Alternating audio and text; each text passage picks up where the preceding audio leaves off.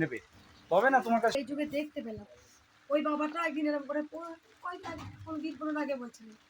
তো যাই হোক বাবা, তুমি দেখো মা, একটা জিনিস মেলাও, তুমি তো কলিযুগের চৈতন্যদেবও কলিযুগে, তোমার কাছ থেকে শিখছি, পড়াশোনা অনেক তোমার কাছ থেকে কিন্তু অনেক জিনিস নিচ্ছি। সারদা মা পড়াশোনা করেছিল, পাঠশালায় পড়েছিল, রামকৃষ্ণ ঠাকুর তো পাঠশালা থেকে পালিয়ে এসেছিল। কি ছিল বলো তুমি সত্যি কথা? তুমি যে বলছো আমি ওং জবা কুসুম শঙ্কা শঙ্কাশ্য মহাদুদিন বলতে পারছি না, এটা তো আনন্দের। তোমার কাছে অন্য জিনিস আছে। এই যে যুগগুলো তুমি বলছো, 4টে যুগ ভেঙে ভেঙে, আমি ওগুলোকে মুখস্থ করে নিচ্ছি, আমার কানে আমার ভেতরে নিয়ে নিচ্ছি। আমি ওগুলো ভুলে গেছি, আমি ওইদিকে পণ্ডিতগিরি করছি, এদিকে তো কিছু জানি না। কটা যুগ ঠিক মতো কেউ দাপট যুগ। আমরা যারা চেলা চামুন্ডা, তারা তোমাকে ভালোবাসি সন্তান রূপে, বাবা রূপে, তাদের নামটাও থেকে যাবে।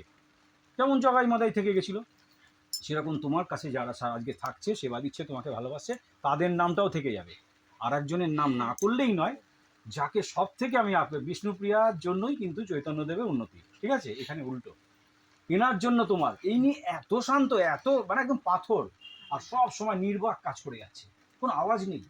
এটা আমাকে বলতেই হবে, মানে সাইলেন্টলি ওয়ার্ক করা খুব কঠিন কাজ, কিন্তু চুপচাপ তোমাকে ফলো করছে। তোমার কোথায় কষ্ট হচ্ছে, সে খুন্তিটা দিয়ে ওই রান্নার সময় নাচছে। আমি সব ভিডিওগুলোকে মন দিয়ে দেখি, না দেখে তো আন্দাজে কথা বলতে পারবো। তোমাকে আমি মা ভাবি, দুটোই ভাবি। এরকম একটা ফটো দেখো, তোমার ফটো এরকম, রাজু দিল, রাজু জুয়েলার্স, কয়েকদিন আগে দিয়েছে, আজকে যাবো রাজু, ছেলের বিয়ে হয়ে গেল তো। এই তোমার কাছে কার্ড নিয়ে এলো বলে, বৌমা সিরিয়াল করে, অনেক ঘটনা আছে, এখন সবার সামনে বললে জানতে পারছে। এর কাছ থেকে আমি শিক্ষা নিই, ও একজন বড় গুরুদেবের, অনুকূল ঠাকুরের শিষ্যা। তা পার্সোনালি আমারটা বলছি, আমার কোমরেও দিতে হবে না, আমার পায়ে, আমার এইখানে ওপরে কোথাও না। শুধু তুমি যে তাকাচ্ছ, তুমি কালকে জেনে গেছো, আগের দিনই জেনে গেছো যে সুভাষিস ভট্টাচার্য আমার একটা সন্তান, আমার একটা বাবা আসছে। তুমি জেনে গেছো মানে মা জানে, তোমাকে বলে দিয়েছে কানে কানে। তা তোমার সাথে মার এক আত্মা এক প্রাণ। তুমি তো মাকে, তুমি তো সেবক নয়, তুমি তো মায়ের মেয়ে। আর তোমার দুটো কথা শুনতে খুব ভালো লাগে, কি জানো? তুমি যখন বলো না মুটুক, আমার হেভি লাগে শুনতে, আমি খালি আনন্দ পাই। বলে বাবালে বলে আদর করি, মুটুক, আমরা বলি মুকুট, তুমি বলে মুটুক, আমার শুনতে হেভি লাগে। এরকম তোমার কিছু কথা আমার হেভি লাগে শুনতে। ঠাকুর রামকৃষ্ণের কিছু কথা শুনতে ভালো লাগতো, উনি এত শিশুর মনে বলতেন। তোমার কথার মতো তুমি যখন সবাইকে বলো না, তোমার ভাষাগুলো আমার মনে পড়ে। ও গো, তোমরা কি করছো গো, এই মরা বড় কি করছিস, এই যে বলো, এটার মধ্যে একটা আলাদা গায়ে কাটা দেয়। মানে এইটাই হচ্ছে সরল, তুমি যে অরিজিনাল সেটা প্রমাণ হয়।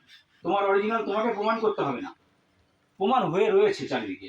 এটা মা, তুমি এই কাগজটা নাও, তুমি এটা ধরো, তুমিও বিড়বিড় করছো, কথাগুলো শুনতে পাচ্ছ, আমিও শুনতে পাচ্ছি, ঠিক আছে? আমি বলি, মাকে নিয়ে আমার ছোট্ট কিছু কথা আমি নিজের মনে পাগলের মতো লিখেছি। ছেলেরা, মা পাগল না হলে মাকে পাওয়া যায় না, মাকে না ভালোবাসলে আমি মাকে ভালোবাসি, তাই আমি এইসব ছেলে মানুষই করে জিনিস কিনে নিয়ে এসেছি। এটা তো ঠিক যে আমি অন্যভাবে দিই। আমাকে বলছিল 108 জবামালা নিয়ে যাও, এই নিয়ে যাও, এখনই বলছিলাম না, আমার মা সব পুজো নিয়েছে অলরেডি, হয়ে গেছে পুজো আমার নামে।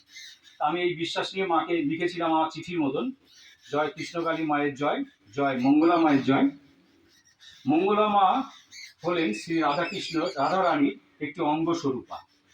তিনি বিশ্ব জননী স্বরূপ। না আছে মায়ের বিষয় সম্পত্তির লোক, না কিছু খোঁজেন কারো থেকে। বর্ধমান তথা পশ্চিমবঙ্গের গর্ব এই মা। একদিন সবাই সেটা মানবেন। মাকে রোজ গুড মর্নিং করি, মনে মনে বক বক করি, কথা বলি, যা অন্য কেউ জানেন না, একান্ত মা ও ছেলের কথা। এখানে এলে মা বহু আগেই জেনে যাবে কে আমি, কি জন্য এসেছি। মঙ্গলা মাই হলেন কৃষ্ণকালীরই একটি অন্য রূপ, সেটা কেউ মানুক বা নাই মানুক।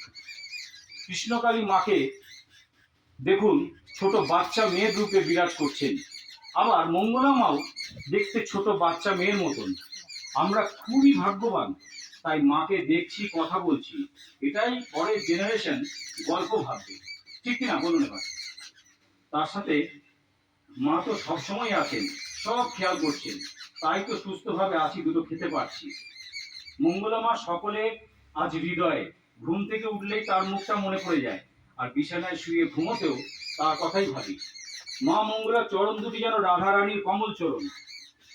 ওনার মন্দির প্রাঙ্গণে পৌঁছানো মানেই হলো তার চরণ ধুলি বা আশীর্বাদ প্রাপ্তি লাভ। তিনি একবার চোখে দেখলেই, যে কথাটা আমি বলছিলাম আপনাদের, যে পরম শান্তি পাই। তিনি আমার মা, আমার ও সকলের হৃদয় সিংহাসনে তিনি থাকেন ও থাকবেন। এটুকু আমার কথা। এটা চিঠিটা আমার, তুমি পায়ের কাছে রাখো, মায়ের চরণ তলে রাখো। এটা